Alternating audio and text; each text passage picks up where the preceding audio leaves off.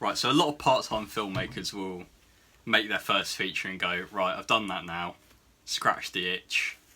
But you said no, I want to do another one. Why? Because I'm nuts. You got to be a little bit crazy. Well, well, I started out that ever since being a kid, being 7, 8 years old, watching those Hammer movies and stuff. I always wanted to get into films.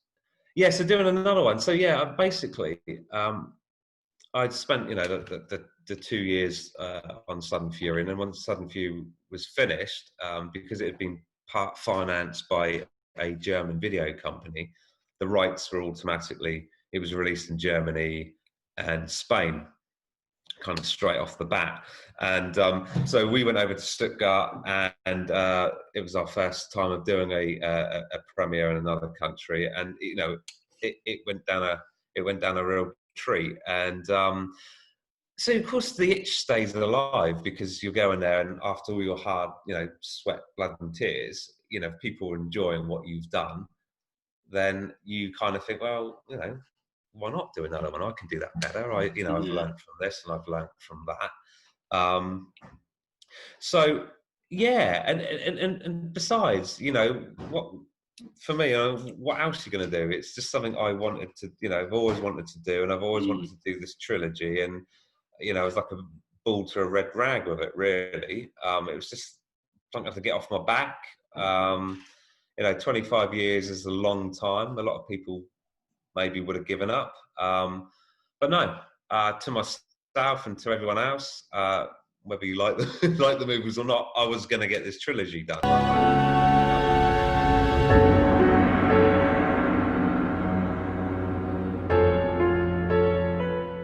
So you talked about how much Germans love this stuff. Did you actually get to collect your Golden Glib from the Weekend of Fear in Nuremberg? Yeah, no, fantastic. And I say this, we've always done really well over in Germany. Sudden Fury was well received there. A Day of Violence, like you say, won the Audience Award at Weekend of Fear. Golden Glib, which is a big golden gummy bear. I should dig it out. I've got all this stuff. I'm not in my office surrounded by my artwork and stuff, because I've got no reception out there for the network at the moment. So otherwise, I'd gladly show you some bit props and stuff. Yeah. But yeah, Germany, and then we went back to Weekend of Fear with a work print of Beyond Fury. So still had green screen. It was 270 visual effects weren't there. The sound wasn't there. Well, the sound was there, but it wasn't. And again, we won Audience Award Silver Glib. And I believe I was told we were 1 or 2 points off gold. And I'm thinking, wow, it was with a work print with all this stuff missing. And then Spencer Hawking, who runs Romford Film Festival, said, we really want to show Beyond Fury. It's like, nah, Spencer, it's a work print. He said, yeah, but I've been waiting like a decade to see it. It's like, yeah, all right then. Yeah, I figure you've been waiting a decade. I've been on it for 20 years. I had a script of one form or another, the script back in 2000. I mean, obviously it's a lot different now. But yeah, so we've always, we've done well. We've done well over there. Yeah.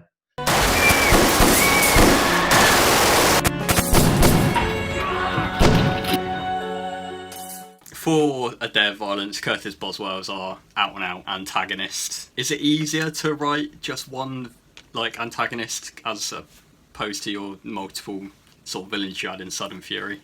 Yeah, I guess it's easier because there's not so many sort of plot lines you've got to try and tie up later on, or why is that person here and how do they actually interact with these guys? And yeah, I mean, and I guess it's the same for a lot of people, but I don't start with a beginning on a script. I might just have an idea one day for a scene, write that scene down, and may sometimes never go back to it, but sometimes I go back to it. And I don't know, sometimes what's happening in that scene just determines the name that sort of like comes up and the characters that sort of come up. But yeah, in terms of, I see, A Day of Violence it was never going to be A Day of Violence. It was going to be Beyond Fury after Sudden Fury. It just was, and it was going to be, and I will get around to why. I'm not waffling it. That's all right. No, it was always going to be Beyond Fury. So A Day of Violence come around. So basically, my wife was pregnant with my first daughter, and I just suddenly one day thought, oh yeah, no, what would someone do for family, you know? So with Boswell, yeah, and that whole setup, I mean, I knew straight away that I wanted this guy to be doing a job where he's going to go around and actually find something that he doesn't know later on is actually going to trip him up. Because when he goes to Hoppers to get the couple of grand and he finds the 100,000, he doesn't know he's going to get employed by Boswell, and his first job is to go and get that 100,000. Please, take Gaz's money and fuck off! Mr. Fucking dead man if you touch the 100k! So, yeah, I mean, it's fun when you've got, you know, less villains, you know, you can concentrate more on one. I mean, with Sudden Fury, because you kind of had Pike and you had Harris and you had Randall, I think that was just like a schoolboy error, you know. It was just sort of, I'll just throw it all in the mix. I can do that. This is going to work. But you end up sort of like, well, who do you want people to pick sides with when you've got too many of the bad guys? So with with A Day of Violence and with Beyond Fury, okay, in Beyond Fury, Ivan Lensovich has got his, you know, his army of foot soldiers. So you've got multiple bad guys, but still, like A Day of Violence, he's the core guy. He's the guy that's leading all the other thugs around him. So yeah, it's fun, and especially writing for Beyond Fury, because I knew before I started to write it that Giovanni was going to play Lensovich, so I could write it for him. You know, I could hear him saying the words as I was writing it, and the characteristics. But obviously Giovanni also brings a lot to the table as well. He thinks about his characters, and he likes to think how, I think Hopper in A Day of Violence, he based his movements on a grasshopper, and also got the name of Hopper, but he's a bit twitchy and stuff, his movements, if you watch it. So, you know, he comes on board with his ideas and bouncing it around. But yeah, bad guys are always fun to write. And the nastier the guys are, I guess you can go as far as you want to go with them. I mean, what's on the paper is only the limit of your own imagination. When we were making a Day of Violence,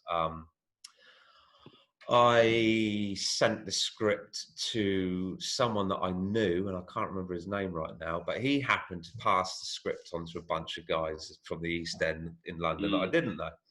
So then that's how I landed Christopher Fosh for Chisel, Pete Rennick, and Forbes KB as Noodles in A Day of Violence, and a lot of the others. It was through word of mouth, and the script got round, and that was it. The next thing I knew, I have a phone call from Danny Dyer and Tamer Hassan's agent saying, "Oh, we've just got the script, and we know we think it'd be great to option." I don't know if I'm allowed to say this, but I'm saying it anyway. It's years ago now.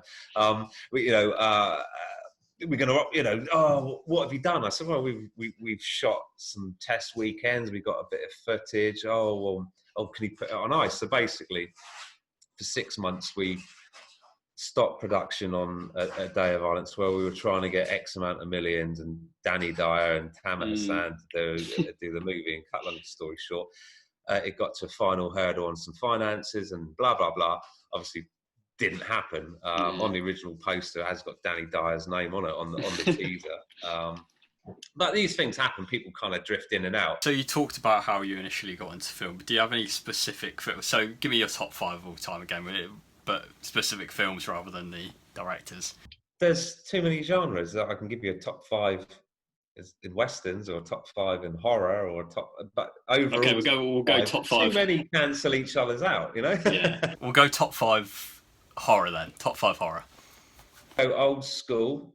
I'm gonna say the old horror that I really like, great effects, classics. Zombie Flesh Eaters. Opera by Dario Argento. Okay. Cannibal Holocaust by Ruggiero Deodato. Oh God! Now you ask me, they're all blurring into one.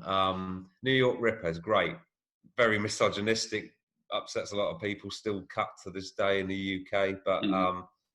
you know, for what it is, yeah, it's a great movie. It's got the ingredients of everything in there. You know, this is the type of thing without like action and like gore and horror.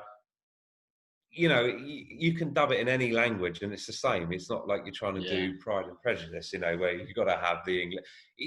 It's action and you know, and it's crime and it's blood and guts and horror and guns and, you know, you can dub it and you've got a wide market for it. Well, hopefully. I hope you all enjoyed that.